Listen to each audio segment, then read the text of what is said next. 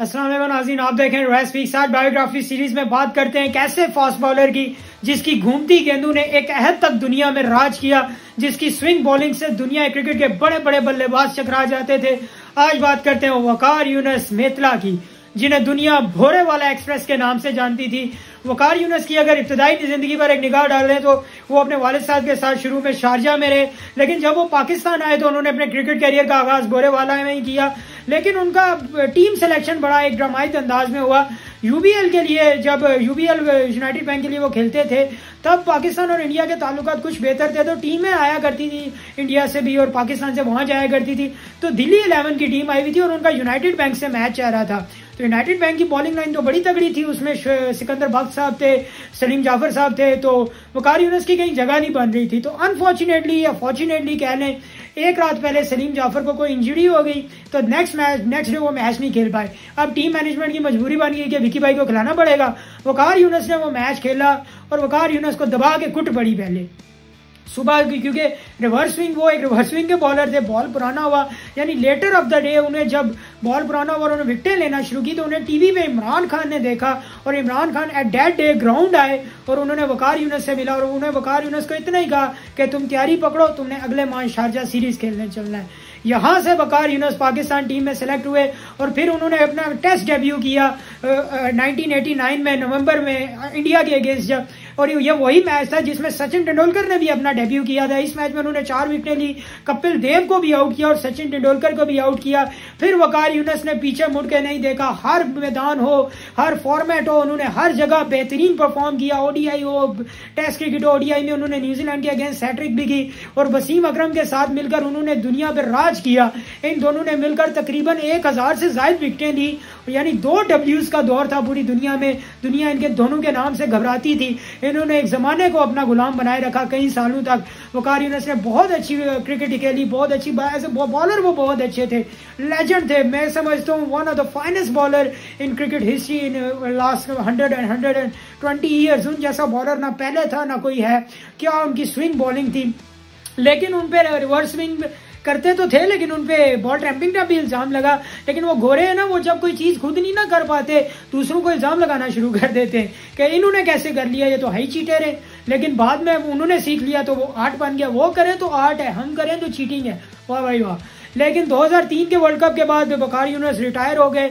उन्होंने कई एक रिकॉर्ड्स अपने क्रिकेटिंग कैरियर में अपने नाम किए। उन्होंने 22 बार टेस्ट क्रिकेट में 5 विकेटें ली, ओडीआई क्रिकेट में 13 बार ली। उसके बाद वो यंगेस्ट बॉलर बने जिन्होंने ओडीआई क्रिकेट में 5 विकेट हॉल लिया। एज ए कैप्टन उन्होंने सबसे बेस्ट बॉलिंग फिगर दिया, 7 विकेटें लेकर 36 रन दिए। उसके बाद वो president cricketers of the year में भी रहे। 3 बार वो अपने क्रिकेट कैरियर में ऐसा हुआ है कि सक्सेसिव 3 बार वो 5 विकेट हॉल लेने में कामयाब हुए हैं। यानी उनका आईसीसी हॉल ऑफ फेम में भी 9 दिसंबर 2013 को वो आईसीसी हॉल ऑफ फेम में भी शामिल हुए। यानी उन्होंने throughout the cricketing career बहुत अच्छा परफॉर्म किया, बहुत सारे रिकॉर्ड्स अपने नाम किया। Fastest 300, fastest 350 and fastest 400 in terms of deliveries. यानी वकार यूनुस ने बेहतरीन परफॉर्मेंसेस दी।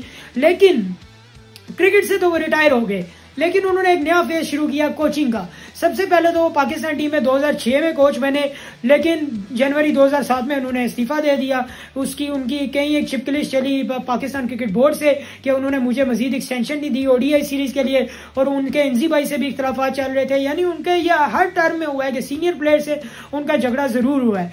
इंजी भाई से इख्तलाफात है कि वो मुशी भाई को बहुत ज्यादा प्रमोट कर रहे हैं, तो उन्होंने इस्तीफा दे दिया। फिर 2009 में ऑस्ट्रेलिया के टूर के लिए उन्हें फील्डिंग कोच और बॉलिंग कोच नॉमिनेट किया गया, तो उन्हें फिर जब उस टूर के बाद पाकिस्तान टीम में कुछ चेंजेस आई, इंतखाब आलम साहब को सैक कर दिया गया, तो फिर उन्हें फुल टाइम कोच बना दिया गया। फिर उन्होंने एशिया कप में भी पाकिस्तान की क़यादत की। फिर उन्होंने इंग्लैंड में जब स्पॉट फिक्सिंग स्कैंडल हुआ तब भी वो पाकिस्तान टीम के कोच थे। देन उसके बाद उन्होंने 2011 के वर्ल्ड कप में भी कोचिंग की। फिर उसके बाद वेस्ट इंडीज की सीरीज, उनकी आखिरी सीरीज खत्म साबित हुई। उसके बाद उन्होंने इस्तीफा दे दिया और वजह यह पता चली कि उन्होंने तो यही कहा कि उनके पर्सनल इश्यूज हैं, बट ऑन लार्जर स्केल अगर देखा जाए तो उनके शाहिद भाई से बहुत ज्यादा इख्तलाफात चल रहे थे, जिसकी वजह से उन्हें पाकिस्तान टीम से जाना पड़ा। देन 2014 मई में उन्हें दोबारा पाकिस्तान टीम का कोच बनाया गया। इस दौरान 2015 का वर्ल्ड कप हुआ, वहां भी पाकिस्तान टीम की बहुत बुरी परफॉर्मेंस रही, क्वार्टर फाइनल में पाकिस्तान बाहर हो गया। यानी फिर वहां भी उनके अहमद शहजाद से झगड़े हो रहे हैं या सैफी से उनकी जिद लगी हुई है। यानी फिर 2016 का वर्ल्ड कप देखे तो वहां भी पाकिस्तान टीम सेमीफाइनल भी नहीं पहुंच पाई, सिर्फ एक मैच जीत सका पाकिस्तान बांग्लादेश के अगेंस्ट एट ईडन गार्डन्स कोलकाता। फिर इंडिया से हारा, फिर न्यूजीलैंड से हारा, ऑस्ट्रेलिया से हारा। यानी वो बहुत बुरा टूर्नामेंट रहा पाकिस्तान के लिए। उसके बाद जब वापस आए तो उन्होंने एक रिपोर्ट लिखी पाकिस्तान टीम के प्लेयर्स के खिलाफ, स्पेशली कप्तान के खिलाफ, और सारा मुद्दा उन्होंने कप्तान के सर डालने की कोशिश की, लेकिन वो रिपोर्ट लीक हो गई, फिर उन्हें इस्तीफा देना पड़ गया। फिर यानी तीसरी टर्म भी खत्म होगी, फिर वो चौथी बार आए 2019 में, जब वर्ल्ड कप के बाद अजहर महमूद को सैक कर दिया गया था, तो फिर उन्हें दोबारा बॉलिंग कोच नॉमिनेट किया गया। मिसबाह उल हक भी उस वक्त पाकिस्तान टीम के हेड कोच बने थे। लेकिन ये दौर भी उनका नाकामियों से भरपूर रहा। आईसीसी चैंपियंस ट्रॉफी में, टेस्ट चैंपियन ट्रॉफी में पाकिस्तानी प्लेयर्स ने, पाकिस्तानी बॉलर्स ने सबसे ज्यादा बार 500 से ज्यादा रन देने का एक बुरा रिकॉर्ड अपने नाम किया, इसे कह लें तो। लेकिन विकी भाई का ये कोचिंग का एक्सपीरियंस बिल्कुल नहीं अच्छा रहा। वो सनराइजर हैदराबाद के लिए भी कोचिंग करते रहे, इस्लामाबाद यूनाइटेड के लिए भी, मुल्तान सुल्तान के लिए भी रिसेंटली कमेंट्री कर रहे हैं। लेकिन वकार भाई, शायद मैं गलत हूं, वकार भाई में एक बोसी एटीट्यूड आ जाता है।